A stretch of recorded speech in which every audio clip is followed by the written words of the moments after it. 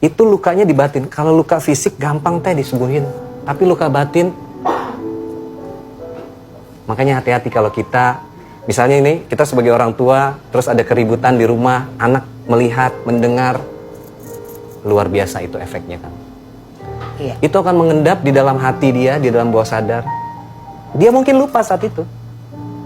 Tapi satu hari terekam terus dalam Akan terekam. dan once ketika ada triggernya, pemicunya, itu akan muncul lagi.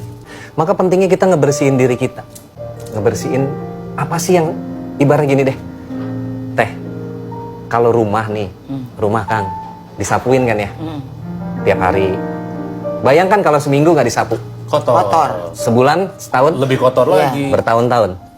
Kotor Menakutkan jadinya. Rumah kita yang sesungguhnya adalah, hati. bayangkan kalau hatinya nggak pernah disapuin, nggak pernah dibersihin. Oke. Gimana cara bersihinnya? Pertanyaannya cakep. Cakep banget. Oke, semua orang pasti rumahnya kotor dong. Ya, ya. Ada Manusia kan dendam, tempatnya salah. sedih, dan segala Betul, macamnya. betul. Nah, udah. Oke, yang pertama kan harus sadar dulu. Oh, rumah gue kotor nih. Oke, bersihin. bersihin lah. Oke. Nah, gimana cara bersihinnya? Dalam konsep terapi bawah sadar ini, di WM Academy kita menamakannya namanya forgiveness terapi. Forgiveness terapi, termasuk memaafkan diri sendiri berarti ya. Exactly. Levelnya bukan hanya memaafkan teh, tapi pengampunan. Wow. Memaafkan itu atau mengampuni bukan buat orang lain, tapi buat kenyamanan diri kita. Jadi sebetulnya kalau mengampuni itu udah seperti forgive and forget berarti ya. Forgive and forget. Memaafkan itu bukan untuk mereka, Tapi untuk diri kita. sendiri. Yang terburuk apa kalau misalnya kita nggak pernah bisa memaafkan? Ini yang terjadi kan. Apalagi wanita ya, maaf ya. Ada dua penyakit di dalam tubuhnya itu yang terpicu sangat umum. Satu adalah autoimun, satunya lagi adalah cancer. Itu adalah penyakit yang dipicu oleh Tadi, kita memendam yang namanya kemarahan, dendam atau apapun. Biasanya kalau dia ada masalah sama orang tuanya, nggak selesai. Atau dia punya masalah sama pasangannya, nggak selesai. Sebenarnya dia memendam itu semua. Semua penyakit itu 90% berawal dari pikiran. Ini medisnya ya.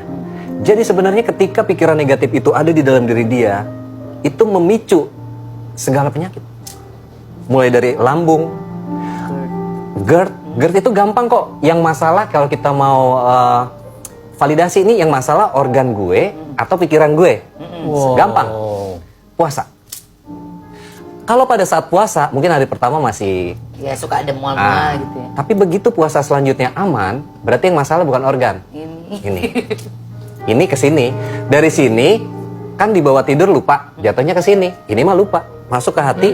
Nah, hati itulah yang dimaksud dengan ke kolbu itu. Maka dibilang sakit hati, luka batin. Maka hatinya jadi keras hati.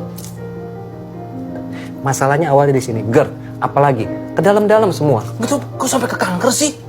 Tapi ini kenyataan, bukan kenyataan sih. Ini masuk akal kalau menurut aku ya, karena aku punya tante dulu, adiknya mama.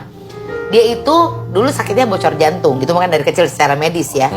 Tapi saat akhirnya beliau meninggal, itu dia tuh selalu gini, kanker, aku mah pasti sakit kanker. Padahal diperiksa sama dokter tidak ada.